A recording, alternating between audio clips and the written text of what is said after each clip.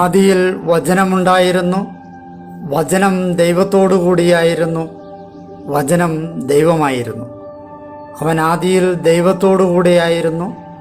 സമസ്തവും അവനിലൂടെ ഉണ്ടായി, ഒന്നും അവനെ കൂടാതെ ഉണ്ടായിട്ടില്ല. അവനിൽ ജീവനുണ്ടായിരുന്നു, ആ ജീവൻ മനുഷ്യരുടെ വെളിച്ചമായിരുന്നു. ആ വെളിച്ചം ഇരുളിൽ പ്രകാശിക്കുന്നു, അതിനെ കീഴടക്കുവാൻ ഇരുളിന് കഴിഞ്ഞില്ല. തൻ്റെ പ്രബോധനങ്ങളാൽ നമ്മെ ജ്ഞാനികളാക്കുന്ന സകലത്തിൻ്റെയും നാഥനായ ദൈവം വാഴ്ത്തപ്പെട്ടവനാകട്ടെ. ഞങ്ങളുടെ കർത്താവായ ദൈവമേ, അങ്ങയുടെ ജീവദായകവും ദൈവീകവുമായ തിരുവചനങ്ങളുടെ മധുരസ്വരം ശ്രവിക്കുന്നതിനും ഗ്രഹിക്കുന്നതിനും ഞങ്ങളുടെ ബുദ്ധിയെ പ്രകാശിപ്പിക്കണമേ. അങ്ങയുടെ വിശുദ്ധമായ പ്രബോധനത്താൽ ഞങ്ങളെ ജ്ഞാനികളാക്കണമേ. ഞങ്ങളുടെ ഇരുളടഞ്ഞ ജീവിതത്തെ അങ്ങയുടെ വചന വെളിച്ചത്താൽ പ്രകാശിപ്പിക്കണമേ. അങ്ങയുടെ വചനങ്ങളാൽ ഞങ്ങളുടെ മനസ്സിനെ ജ്വലിപ്പിക്കണമേ. ആമേൻ. ഒരു വർഷം കൊണ്ട് വിഷയാടിസ്ഥാനത്തിലുള്ള ബൈബിൾ വായന 103 ദിവസം, യേശു പിതാവിലേക്കുള്ള വഴി. ഇന്നേ ദിവസം നമ്മൾ യോഹന്നാൻ്റെ സുവിശേഷം 13, 14, 15 അധ്യായങ്ങളും സുഭാഷിതങ്ങളുടെ പുസ്തകം 6-ാം അധ്യായം 6 തുടങ്ങി 11 വരെയുള്ള വാക്യങ്ങളും വായിക്കുന്നു. ശിഷ്യന്മാരുടെ പാദങ്ങൾ കഴുകി സ്നേഹത്തിൻ്റെ മാതൃക നൽകിയ യേശു പുതിയൊരു കൽപ്പന നൽകുന്നു.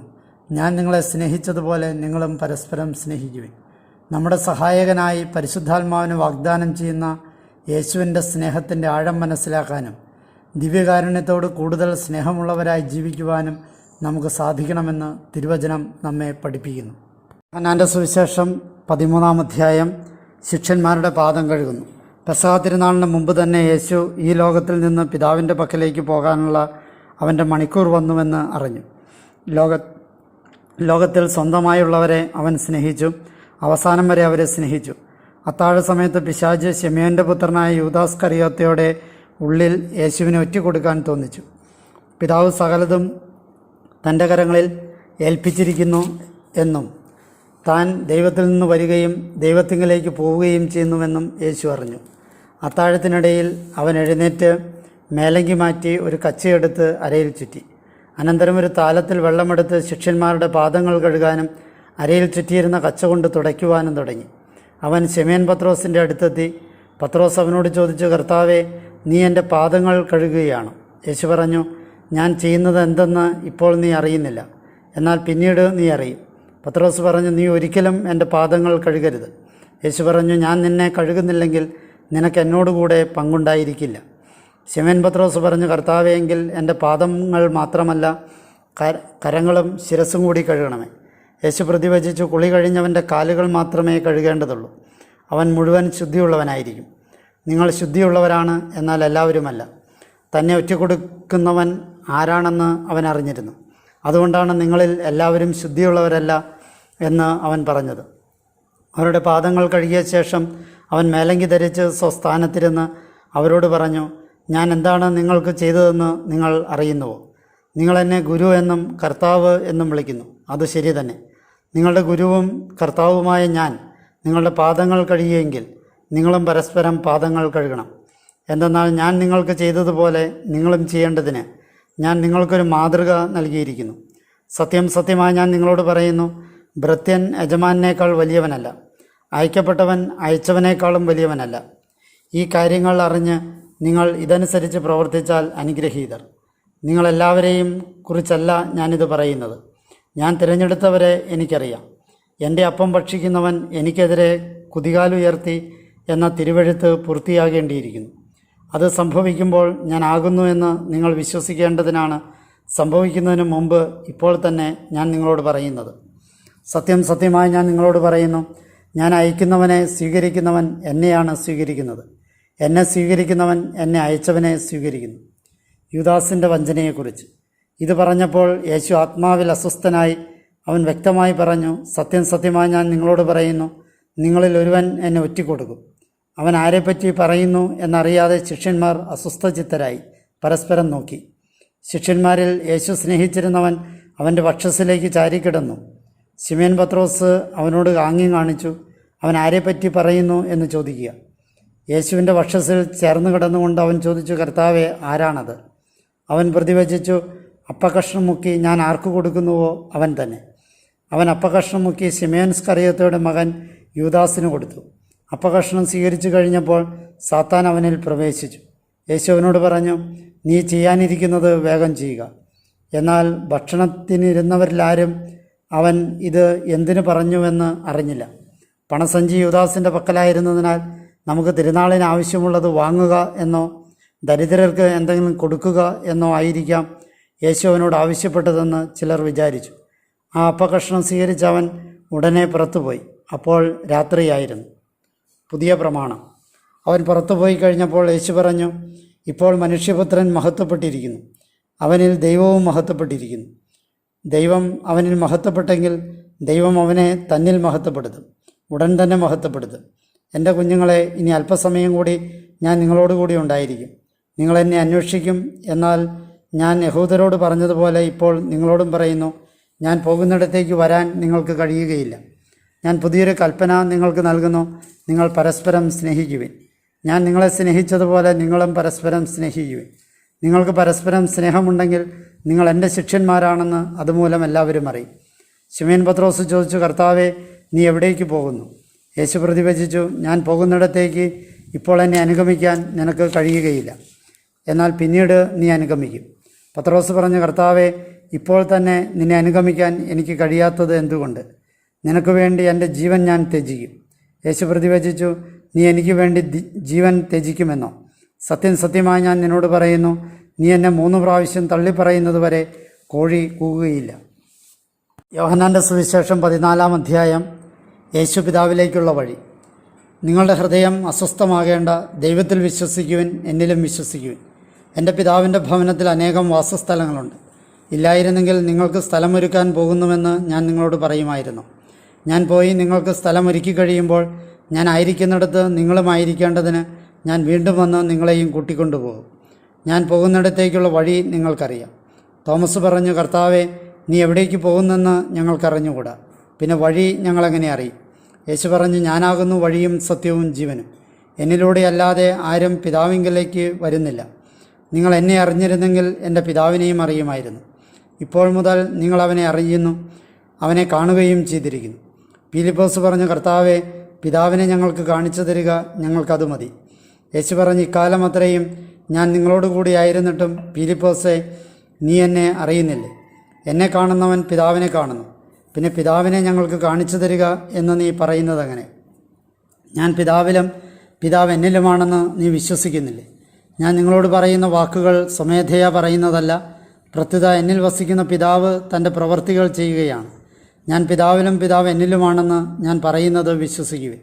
അതല്ലെങ്കിൽ ഈ പ്രവൃത്തികൾ മൂലം വിശ്വസിക്കുവിൻ. സത്യം സത്യമായി ഞാൻ നിങ്ങളോട് പറയുന്നു, എന്നിൽ വിശ്വസിക്കുന്നവനും ഞാൻ ചെയ്യുന്ന പ്രവൃത്തികൾ ചെയ്യും. ഞാൻ പിതാവിൻ്റെ അടുത്തേക്ക് പോകുന്നതുകൊണ്ട് ഇവയേക്കാൾ വലിയവയും അവൻ ചെയ്യും. നിങ്ങൾ എൻ്റെ നാമത്തിൽ ആവശ്യപ്പെടുന്നതെന്തും പിതാവ് പുത്രനിൽ മഹത്വപ്പെടാൻ വേണ്ടി ഞാൻ പ്രവർത്തിക്കും. എൻ്റെ നാമത്തിൽ നിങ്ങൾ എന്നോട് എന്തെങ്കിലും ചോദിച്ചാൽ ഞാനത് ചെയ്തു തരും. പരിശുദ്ധാത്മാവിന് വാഗ്ദാനം ചെയ്യുന്നു. നിങ്ങൾ എന്നെ സ്നേഹിക്കുന്നെങ്കിൽ എൻ്റെ കൽപ്പനകൾ പാലിക്കും. ഞാൻ പിതാവിനോട് അപേക്ഷിക്കുകയും എന്നേക്കും നിങ്ങളോടുകൂടി ആയിരിക്കാൻ മറ്റൊരു സഹായകനെ അവിടുന്ന് നിങ്ങൾക്ക് തരികയും ചെയ്യും.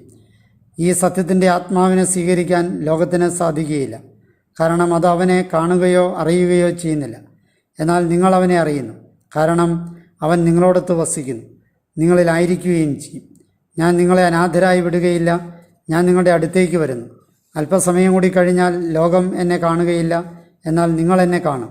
ഞാൻ ജീവിക്കുന്നു, അതിനാൽ നിങ്ങളും ജീവിക്കും.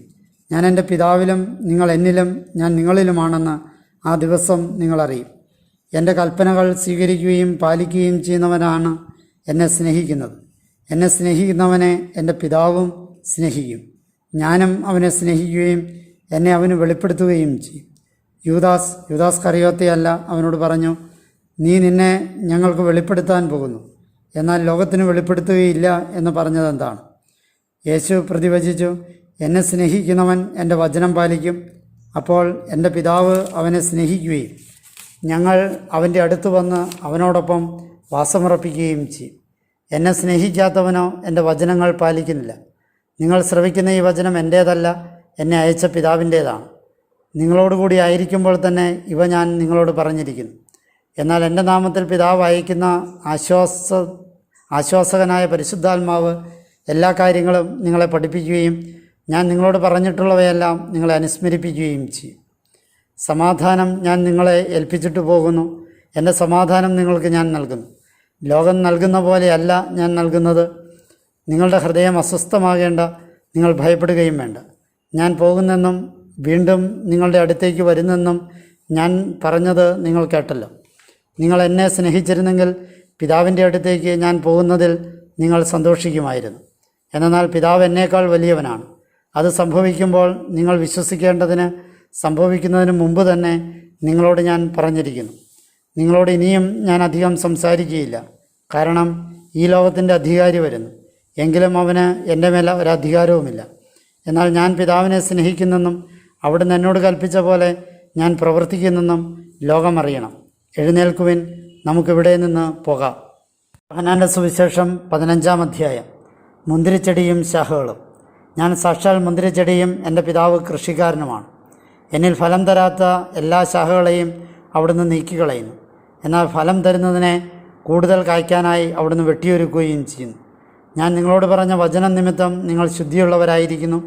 നിങ്ങൾ എന്നിൽ വസിക്കുവിൻ, ഞാൻ നിങ്ങളിലും വസിക്കും. മുന്തിരിച്ചെടിയിൽ നിൽക്കാതെ ശാഖയ്ക്ക് സ്വയമേവ ഫലം പുറപ്പെടുവിക്കാൻ സാധിക്കാത്ത പോലെ എന്നിൽ വസിക്കുന്നില്ലെങ്കിൽ നിങ്ങൾക്കും സാധിക്കുകയില്ല. ഞാൻ മുന്തിരിച്ചെടിയും നിങ്ങൾ ശാഖകളുമാണ്. ആരെന്നിലും ഞാൻ അവനിലും വസിക്കുന്നുവോ അവൻ ഏറെ ഫലം പുറപ്പെടുവിക്കുന്നു. എന്തെന്നാൽ എന്നെ കൂടാതെ നിങ്ങൾക്കൊന്നും ചെയ്യാൻ സാധിക്കുകയില്ല. എന്നിൽ വസിക്കാത്തവൻ മുറിച്ച ശാഖ പോലെ പുറത്തെറിയപ്പെടുകയും ഉണങ്ങിപ്പോവുകയും ചെയ്യുന്നു. അത്തരം കമ്പുകൾ ശേഖരിച്ച് തീയിലിട്ട് കത്തിച്ചു കളയുന്നു. നിങ്ങൾ എന്നിൽ വസിക്കുകയും എൻ്റെ വാക്കുകൾ നിങ്ങളിൽ നിലനിൽക്കുകയും ചെയ്യുന്നെങ്കിൽ ഇഷ്ടമുള്ളത് ചോദിച്ചുകൊള്ളുക, നിങ്ങൾക്ക് ലഭിക്കും. നിങ്ങൾ ധാരാളം ഫലം പുറപ്പെടുവിക്കുകയും അങ്ങനെ എൻ്റെ ശിഷ്യന്മാരായിരിക്കുകയും ചെയ്യുന്നത് വഴി പിതാവ് മഹത്വപ്പെടുന്നു. പിതാവ് എന്നെ സ്നേഹിച്ചതുപോലെ ഞാനും നിങ്ങളെ സ്നേഹിച്ചു. നിങ്ങൾ എൻ്റെ സ്നേഹത്തിൽ നിലനിൽക്കുകയും എൻ്റെ പിതാവിൻ്റെ കൽപ്പനകൾ പാലിച്ച് ഞാൻ അവിടുത്തെ സ്നേഹത്തിൽ നിലനിൽക്കുന്ന പോലെ എൻ്റെ കൽപ്പനകൾ പാലിച്ചാൽ നിങ്ങളും എൻ്റെ സ്നേഹത്തിൽ നിലനിൽക്കും. ഇത് ഞാൻ നിങ്ങളോട് പറഞ്ഞത് എൻ്റെ സന്തോഷം നിങ്ങളിൽ കുടികൊള്ളാനും നിങ്ങളുടെ സന്തോഷം പൂർണ്ണമാകാനും വേണ്ടിയാണ്. ഇതാകുന്നു എൻ്റെ കൽപ്പന, ഞാൻ നിങ്ങളെ സ്നേഹിച്ച പോലെ നിങ്ങളും പരസ്പരം സ്നേഹിക്കണം. ഒരുവൻ തൻ്റെ സ്നേഹിതർക്ക് വേണ്ടി ജീവൻ അർപ്പിക്കുന്നതിനേക്കാൾ വലിയ സ്നേഹമില്ല. ഞാൻ നിങ്ങളോട് കൽപ്പിക്കുന്നത് നിങ്ങൾ ചെയ്യുന്നെങ്കിൽ നിങ്ങൾ എൻ്റെ സ്നേഹിതന്മാരാണ്. ഇനി ഞാൻ നിങ്ങളെ ദാസന്മാർ എന്ന് വിളിക്കുകയില്ല, കാരണം യജമാനൻ ചെയ്യുന്നത് എന്തെന്ന് ദാസൻ അറിയുന്നില്ല. എന്നാൽ ഞാൻ നിങ്ങളെ സ്നേഹിതന്മാരെന്ന് വിളിച്ചു. എന്തെന്നാൽ എൻ്റെ പിതാവിൽ നിന്ന് കേട്ടവയെല്ലാം നിങ്ങളെ ഞാൻ അറിയിച്ചു. നിങ്ങൾ എന്നെ തിരഞ്ഞെടുക്കുകയല്ല, ഞാൻ നിങ്ങളെ തിരഞ്ഞെടുക്കുകയാണ് ചെയ്തത്. നിങ്ങൾ പോയി ഫലം പുറപ്പെടുവിക്കുന്നതിനും നിങ്ങളുടെ ഫലം നിലനിൽക്കുന്നതിനും വേണ്ടി ഞാൻ നിങ്ങളെ നിയോഗിച്ചിരിക്കുന്നു. തന്മൂലം നിങ്ങൾ എൻ്റെ നാമത്തിൽ പിതാവിനോട് ചോദിക്കുന്നതെന്തും അവിടുന്ന് നിങ്ങൾക്ക് നൽകും. ഞാൻ നിങ്ങളോട് കൽപ്പിക്കുന്നു, പരസ്പരം സ്നേഹിക്കുവിൻ. ലോകം നിങ്ങളെ വെറുക്കും. ലോകം നിങ്ങളെ വെറുക്കുന്നെങ്കിൽ അതിനു മുമ്പേ അതെന്നെ വെറുത്തു എന്ന് അറിഞ്ഞുകൊള്ളുവിൻ. നിങ്ങൾ ലോകത്തിൻ്റേതായിരുന്നെങ്കിൽ ലോകം അതിന് സ്വന്തമായതിനെ സ്നേഹിക്കുമായിരുന്നു. എന്നാൽ നിങ്ങൾ ലോകത്തിൻ്റേതല്ലാത്തതുകൊണ്ട് ഞാൻ നിങ്ങളെ ലോകത്തിൽ നിന്ന് തിരഞ്ഞെടുത്തതുകൊണ്ട് ലോകം നിങ്ങളെ വെറുക്കുന്നു. ദാസൻ യജമാനേക്കാൾ വലിയവനല്ല എന്ന് ഞാൻ നിങ്ങളോട് പറഞ്ഞ വചനം ഓർമ്മിക്കുവിൻ. അവർ എന്നെ പീഡിപ്പിച്ചെങ്കിൽ നിങ്ങളെയും പീഡിപ്പിക്കും. അവർ എൻ്റെ വചനം പാലിച്ചെങ്കിൽ നിങ്ങളുടേതും പാലിക്കും. എന്നാൽ എൻ്റെ നാമം മൂലം അവർ ഇവയെല്ലാം നിങ്ങളോട് ചെയ്യും. കാരണം എന്നെ അയച്ചവനെ അവർ അറിയുന്നില്ല. ഞാൻ വന്ന് അവരോട് സംസാരിച്ചില്ലായിരുന്നെങ്കിൽ അവർക്ക് പാപമുണ്ടാകുമായിരുന്നില്ല. എന്നാൽ ഇപ്പോൾ അവരുടെ പാപത്തെക്കുറിച്ച് അവർക്ക് ഒഴികൊഴിവില്ല. എന്നെ വെറുക്കുന്നവൻ എൻ്റെ പിതാവിനെയും വെറുക്കുന്നു. മറ്റാരും ചെയ്തിട്ടില്ലാത്ത പ്രവർത്തികൾ ഞാൻ അവരുടെ ഇടയിൽ ചെയ്തില്ലായിരുന്നെങ്കിൽ അവർക്ക് പാപമുണ്ടാകുമായിരുന്നില്ല. എന്നാൽ ഇപ്പോൾ അവർ എന്നെയും എൻ്റെ പിതാവിനെയും കാണുകയും വെറുക്കുകയും ചെയ്തിരിക്കുന്നു. അവർ കാരണം കൂടാതെ എന്നെ വെറുത്തു എന്ന് അവരുടെ നിയമത്തിൽ എഴുതപ്പെട്ടിരിക്കുന്ന വചനം പൂർത്തിയാകാനാണ് ഇത് സംഭവിച്ചത്. ഞാൻ പിതാവിൻ്റെ അടുത്ത് നിന്ന് അയക്കുന്ന ആശ്വാസകൻ, പിതാവിൽ നിന്ന് പുറപ്പെടുന്ന സത്യാത്മാവ് വരുമ്പോൾ അവൻ എന്നെക്കുറിച്ച് സാക്ഷ്യം നൽകും. ആരംഭം മുതൽ എന്നോടുകൂടി ഉണ്ടായിരുന്നവരായതുകൊണ്ട് നിങ്ങളും സാക്ഷ്യം നൽകും. ഭാഷിതങ്ങളുടെ പുസ്തകം 6-ാം അധ്യായം 6 മുതൽ 11 വരെയുള്ള തിരുവചനങ്ങൾ. ഹേ മടിയ, എറുമ്പിൻ്റെ അടുത്ത് ചെല്ലുക, അതിൻ്റെ വഴികൾ കണ്ട് ജ്ഞാനിയാവുക. ഭണ്ഡാധികാരിയോ കാര്യസ്ഥനോ ഭരണകർത്താവോ അതിനില്ല. എന്നിട്ടും അത് വേനൽക്കാലത്ത് തൻ്റെ ഭക്ഷണമൊരുക്കുന്നു, കൊയ്ത്തുകാലത്ത് തൻ്റെ തീറ്റ ശേഖരിക്കുന്നു. ഹേ മടിയ, നീ എത്ര നേരമാണ് ശയിക്കുന്നത്? നിൻ്റെ ഉറക്കത്തിൽ നിന്ന് നീ എപ്പോൾ ഉണരും? അല്പം ഉറക്കം, അല്പം മയക്കം, അല്പം കൂടി കൈകെട്ടി ശയനം. അപ്പോഴാണ് നിൻ്റെ ദാരിദ്ര്യം ദ്രുതഗതിക്കാരനെ പോലെ വരുന്നത്, ദുർഭിക്ഷം കൊള്ളക്കാരനെ പോലെയും.